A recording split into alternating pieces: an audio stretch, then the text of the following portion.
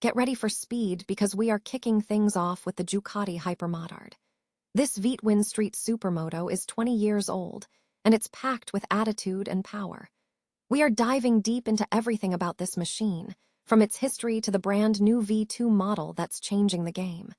You won't believe the upgrades they've made to this legendary bike. Tired of dropping your phone or struggling to hold it with one hand? The PopSocket's Pop Grip gives you a secure grip, works as a phone stand, and even lets you swap the top for a fresh new look. Simple, useful, and perfect for everyday phone use. Click the link in the comments to grab yours on Amazon. Next up, we are looking at the intense drama shaking up the MotoGP world. Reports are swirling that Ducati could face a massive shakeup as Fabio Di Giannantonio, currently a top contender, might be heading to the factory KTM team for the 2027 season. This potential move could completely reshape the competitive landscape, bringing together riders like Alex Marquez in a new factory setup. Switching gears completely, we're taking a look at some major global news impacting the market. We're covering the incredible delivery of the Ducati Panigale V4 Lamborghini right there in Mumbai, exploring what makes this one of the rarest motorcycles ever brought to the city. This is a story about luxury, rarity, and the high-end automotive scene. And finally, we wrap up with some serious financial insights. We're breaking down the latest economic moves, looking at how India is betting on patient capital and the potential returns from large and mid-cap stocks. Don't miss out on all this crucial information, so stay locked in with us for the rest of the broadcast. Ducati has unveiled the new Hypermotard V2, marking a significant evolution for the model that has been around for 2 decades. The new machine is positioned as a high-performance V2 Street Supermoto, boasting 120 bhp, designed for aggressive riding. This update signals a departure from the previous design philosophy, incorporating elements from Ducati's latest V2 family, including a new, lighter, and more compact 90-degree V2 engine. The technical overhaul includes replacing the steel trellis frame and single-sided swingarm with a new aluminum monocoque double-sided swingarm combination, although the swingarm is bespoke lengthened for the Hypermotard. The bike also features the latest switchgear, an enlarged 5-inch color TFT display, and a comprehensive suite of electronic riding aids, including 4 riding modes, advanced ABS settings, traction control, wheelie and engine braking control, and a quick shifter. Ducati project manager Giacomo Davoli stated the goal was to make the new bike more hyper than ever by focusing on reduced weight, increased power, and compactness. The stock V2 weighs in at 180 kg, a 13 kg reduction from its predecessor, and delivers 120 bhp. The up-spec'd Supermoto SB version achieves an even lighter 177 kg and 120 bhp output. A notable change for riders is the seat height, which is now set at 880 mm, slightly lower than the previous SB, but higher than the standard model.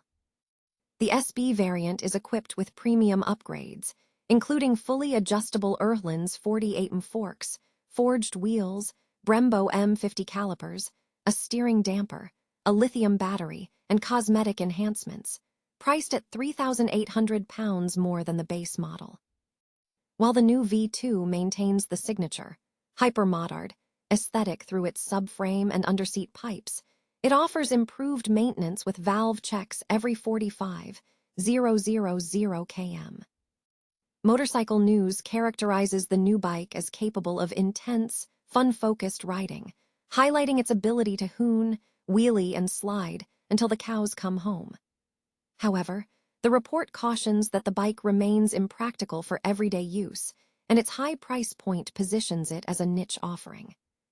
The decision to purchase the SB is framed as justifiable only for enthusiasts who prioritize extreme performance and track-focused fun, suggesting that for general riders, alternatives like the Street Fighter or Monster might be more suitable. Ducati faces a potential shakeup in its top MotoGP lineup, as reports surface suggesting a key rider might be heading to KTM for the 2027 season. The speculation centers on Fabio Di Giannantonio, currently 3rd in the World Championship behind factory Aprilia riders Marco Bezzecchi and Jorge Martin.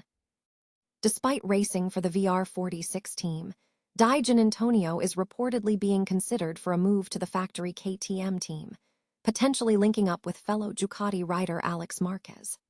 If this transfer materializes, it would significantly reshape the 2027 MotoGP landscape, with KTM potentially fielding a new factory squad featuring Daigen Antonio and Alex Marquez, replacing Pedro Acosta and Brad Binder.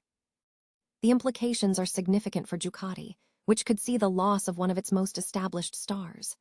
In response to the rumors, VR46 team principal Pablo Nieto affirmed the team's commitment, stating, "We want to continue with Daigen Antonio, of course.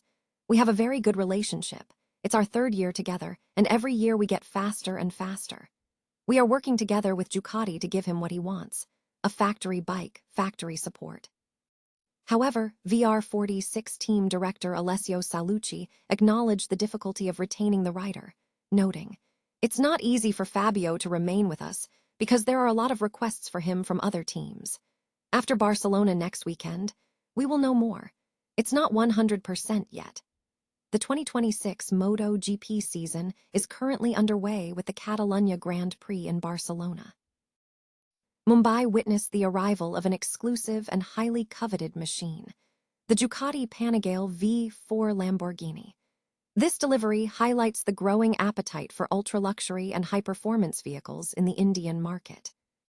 In other significant economic news, the landscape of Indian business and investment is undergoing notable shifts. A key focus is on the evolving economic strategies of prominent figures, with Sanjeev Bikhchandani increasingly leaning on digital platforms like Zomato rather than traditional employment structures. The impact of global economic pressures remains a key talking point. Analysts suggest that even when crude oil prices reach USD, the effect on the Indian economy is less pronounced than in previous periods. Furthermore, there is a significant development in the aviation sector, marking 3 years since a major event where India rebuilt trust among aircraft lessors, following a previous disruption. On the financial front, India is actively exploring new avenues for global trade and finance, with discussions centering on establishing a locker system to position India as a global gold hub. Amid fluctuations in foreign institutional investor, FII activity and balance of payments, BOPI strain, the nation is strategically betting on patient capital. Analysts project that large and mid-cap stocks offer substantial potential, with forecasts indicating returns exceeding 25% within a 1-year timeframe. Mumbai witnessed the arrival of a highly coveted machine, as a Ducati Panigale V2 Lamborghini was delivered, highlighting the allure of ultra-exclusive motorcycling. In a separate business update, the Economic Times explored shifting economic dependencies, questioning why prominent figures like Sanjeev Bikhchandani now rely more on platforms like Zomato than traditional employment structures. The report also analyzed the evolving impact of global commodity prices, noting that oil at USD 100 is not exerting the same significant shock on the Indian economy as in previous periods. Furthermore, the report tracked the recovery of confidence in aircraft lessors in India, noting that 3 years have passed since the Go First incident. On the financial front, the piece addressed strategic opportunities for India by examining the establishment of a locker system to transform the nation into a global gold hub. Amidst foreign institutional investor flight and balance of payment strain, India is reportedly pivoting towards patient capital strategies. Analysts suggest that large and mid-cap stocks offer substantial potential, projecting returns exceeding 25% within a 1-year timeframe.